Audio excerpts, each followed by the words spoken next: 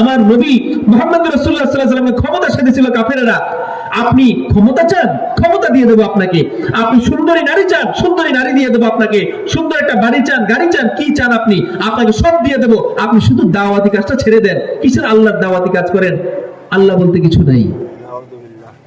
আপনি দাওয়াতি কাজ ছেড়ে দেন। আমরা তো বুঝি আপনি শান মান দৌলত জৌলুস চান, আপনি এগুলো ছেড়ে দেন, আপনাকে সব দিয়ে দেবো আমরা। মুহাম্মদ রাসূলুল্লাহ সাল্লাল্লাহু আলাইহি ওয়াসাল্লাম ক্ষমতায় দেন নাই যে মিথ্যা প্রতারণা করে আমি ক্ষমতায় যেতে চাই না।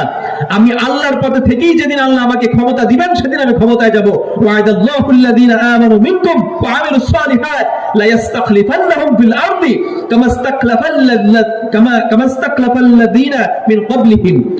আল্লাহ বলেছেন, আল্লাহ ওয়াদা করছেন, তোমাদের মধ্যে যারা ঈমান এনেছে আর নেক কাজের উপর অবিচল থাকে, নেক কাজ করে, আমি তাদের সাথে ওয়াদা করছি রাষ্ট্রের নেতৃত্ব আমি তাদের হাতে দিয়ে দেব।